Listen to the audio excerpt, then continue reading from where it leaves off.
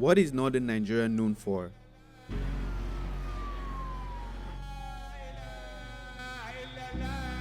Visiting the north can change your entire perspective on the actual reality of Nigeria. Oh, So this is crazy? Yeah, it's really crazy.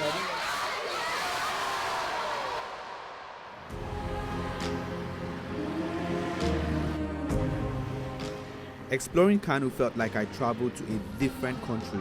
So guys, we're currently in Kano. I can see very beautiful real estate right here in Kano, you know. The culture, the people, the way of life is different from what I am used to as someone living in Lagos. Welcome to Kano.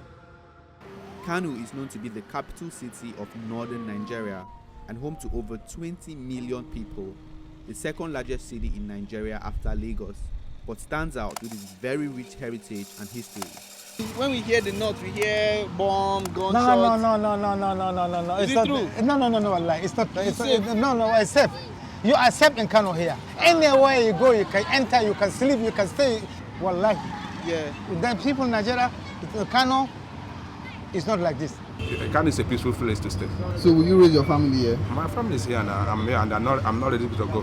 Are you serious? I'm serious. Kidnappings, attacks by armed groups and criminal gangs, corruption and a lack of jobs. There's so much illiteracy in the north. There is a high number of out-of-school children. Over 100 students kidnapped from a school in Nigeria's Kaduna state. Armed groups have killed more than 36,000 people in the past 10 years. Most countries have listed northern Nigeria as a no-travel zone for its tourist citizens, largely due to crime, terrorism and kidnapping. Some has increased the travel risks in the last couple of months, but Kano remains one of the safest states in the north. Majority of the people here are Muslims from the Hausa tribe, and English is not widely spoken here. Kano is good. Yeah, it's good. Kano is home to some of the richest men in Africa. Topping the list is Dangote, now worth $20 billion. Abdulsamad, worth $6.6 billion.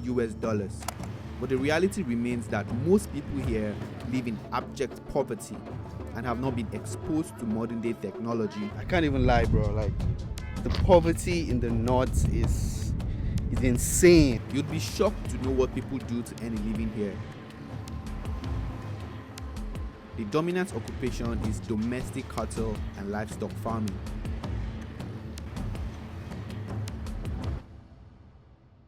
I've made it my mission to travel across Africa, sharing stories about its people, lifestyle, culture, and its real estate. In today's episode, I left my comfort zone and traveled up north to show you if northern Nigeria is actually what you think it is. I would appreciate your support by subscribing to the channel, and please like this video for the algorithm. Thank you.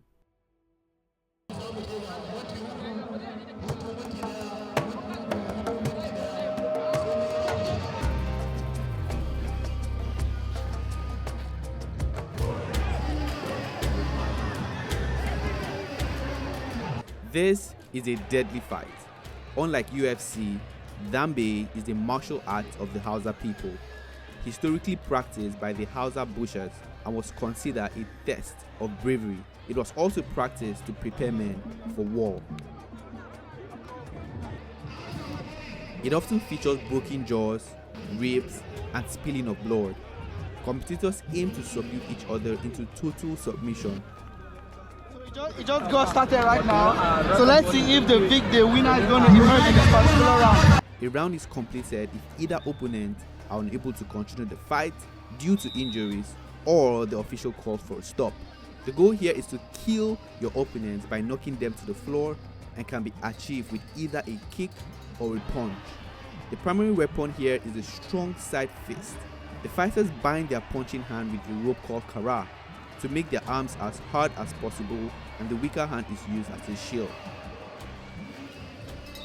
Some of them go ahead and put like charms in it so that when they use it to fight, they are going to win. So this is the 8th round.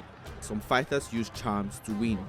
This sport has so much critics because the dangers outweighs the benefits. While many are left with broken noses and countless scars, Some fighters have to retire early from the sport because of the damage done to their brains, largely due to no proper medical insurance for the fighters.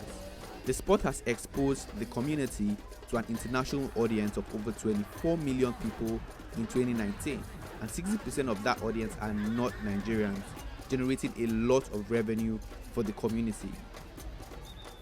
Dumbbe.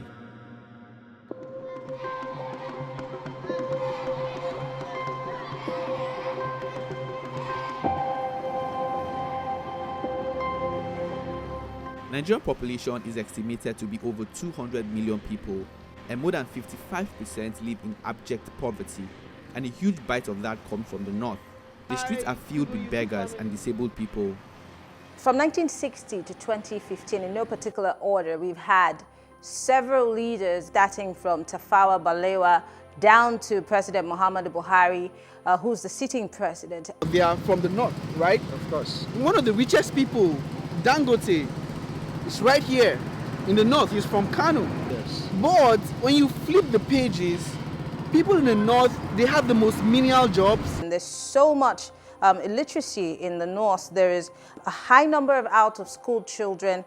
They are underpaid, they are underexposed, their community is underdeveloped. High poverty rates actually as we speak. What exactly is wrong with the north? Being that there are several leaders coming from out of that region, it should be showing in the way of life of the people and the growth. But so if that's not happening, the question is, what's responsible for that snail speed growth? The population of Kano is approximately more than 20 million. But the main city of Kano, that's the Kano metropolis, is around over 4 million people. So most of the people, just when they Google, they just see 4 million. So they only thought that 4 million is the whole population of Kano, but it's only for the Kano metropolis, not for the Kano state. Northern Nigeria state has a young population. This can be traced to the polygamous lifestyle of the indigents. My name is Nasir Ubarimi. I'm from Kano State, and I have 3 wives. You love all your wives? Exactly. Would you marry another wife? 4, definitely. You are still counting, yes. But why do you marry more than one wife? I love women. Then I need children as well. At least like 20. Not only Kano, northern part of Nigeria, one person have like 4 wives, and each wife have like around 7 to 12 kids. Averagely, let's make it 8. So 8 per woman times 4. How many kids? Wow. So just imagine that in only one family. Polygamous is is exactly polygamous. So you can actually compare the birth rate in the north compared to the west or southern Nigeria. So if you're going to get married, how many women are you going to get married? Like myself? Yeah. No, for me only one wife. I'm not going for more. Are you sure? One. Very sure. Rumor has it that the government is aware of it and does nothing about the population growth in the north for political gains. Before we proceed, let's give our sponsors of this video, TransferGo, a shout out. If you are in the diaspora and have been having issues with sending money to Nigeria, TransferGo is an international money transfer company offering a range of affordable money transfer services without excessive bank fees. With TransferGo, you can now send Naira to Nigerian banks accounts from the EU and the UK. What makes them different is, one, the exchange rate is one of the best in the market. They use the black market rate, which makes it better than traditional banks and any other money transfer services. 2, the money arrives in less than 30 minutes to the recipient in his Naira or USD bank account, as well as USD cash pickup as well. Their services is regulated by the UK Financial Conduct Authority as an authorized payment institution and already trusted by 4 million users worldwide. They are also the best rated financial services on trustpilot.com. To get started, log into their website. You can use the currency converter to give you an idea of how much your recipient will be receiving. The currency rate is fixed, so the amount you decide to send is what will arrive. There is no hidden charges, and the cool part is you can track your money transfer easily in your account and also select a desired delivery date based on your needs. Easy to use and hassle-free. It takes less than a minute to start your transfer and 30 minutes to deliver the money. So what are you waiting for? Visit transfergo.com for more info and get started with your transfer. Thank you so much, TransferGo, for sponsoring this video. Northern Nigerian people, they are friends to the people anywhere. Yeah. If you are Igbo or you are Yoruba, any language, when you came to Kano here, they are friends to the people. The people of Kano said they didn't put anything in their mind with the other tribes.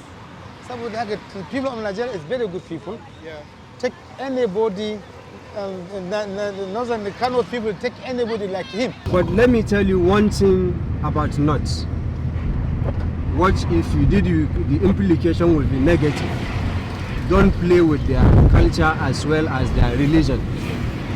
These two things, they value it more than anything. As I said, religion and culture. Yeah.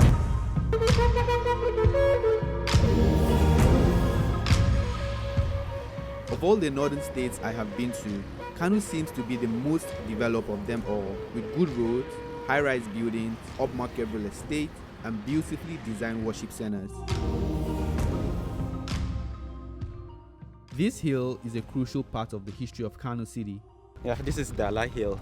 Dala Hill. Yeah, Dala Hill. So according to history, the ancient history of Kano, this is where Kano started.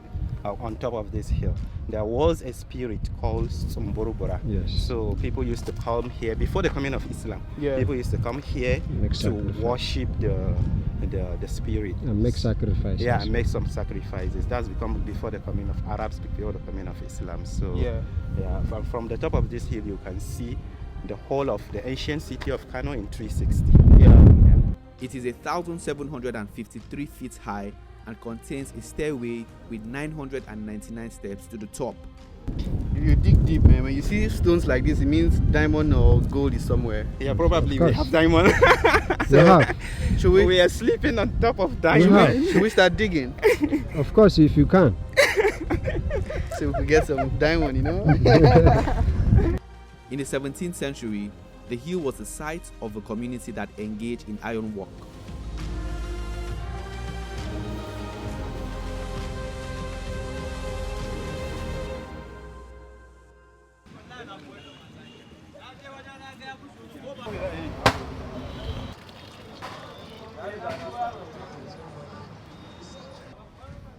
So you are welcome to Copper Mata Danfit. Oh, okay. My name is Haruna Baffa. I'm the secretary of the Copper Mata Danfit. I will give you the story. It's my heritage. Yeah. Because So I am 7th generation of this business. You inherited it from your father? Mm-hmm. Okay. So Copper Mata Danfit is very, very old place, established since 1490, over 500 years. So 500 years? Yes, 524 years up to date. Wow. So every man working here inherited. It's a family business. And we have some 144 feet here. 144 pits? Yeah, we have some 45 being used. And we have some 300 people working here, both men and women. So you can see, already I told you, the way how you can mix in the ingredient. Already the first ingredient, we mix in ash, indigo. Now after 3 days, you can mix in potash again. Yeah. That is 9 days. So this basket, we cover it.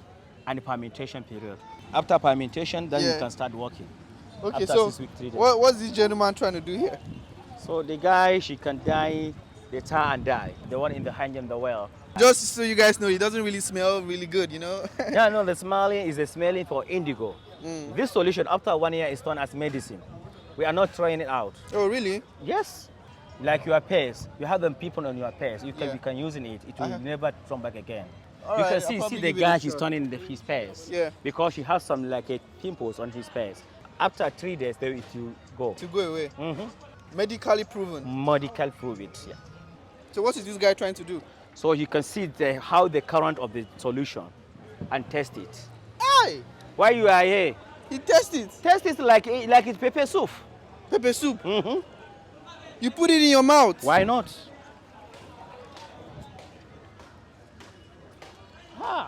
The spice is inside. It's the current. Or you cannot add anything inside. Mm-hmm. Can you try? No. Yeah. How much does it cost to dye a cloth here? 1 yard is 1,500 naira per yard per dye. Per yard, okay. So the name of this pattern, which you call parliamentary. Parliamentary. Now, you know, Nigeria, we are practicing democracy. Yeah. The speaker in the center, then the members around the house to make Nigerian progress. That's the name of this pattern. Yeah. Parliament house design. Women make it at home. What is this one called? And this one, which you call bride and bridegroom design. You and your family. If you have some wife and your children, that is your design. It's for you. Identifying the bride and groom. Yeah. And this one, which you call Emir's Palace. The Emir of Kano in the center, then the bodyguard around the Emir, and the district head around. If you have some like special guest, you can use them for special souvenir. Yeah. That is why. And this, you have some t-shirt as well. Like your guys, like you. Your guy, you can use in this one.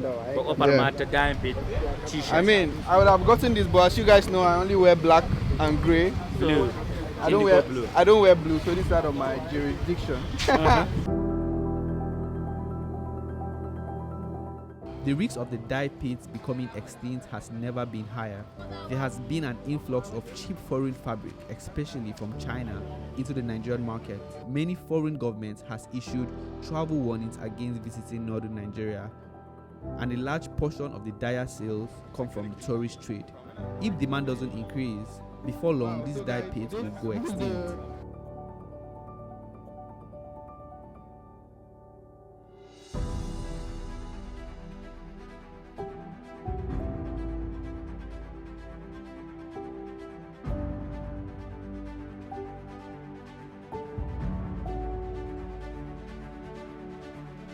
Subscribe to the channel and watch out for the next episode as I went hunting for the hyena and snake men of northern Nigeria. Men, you know where the hyena man is? Where hyena men? Exposing their absurd lifestyle, charms and tricks.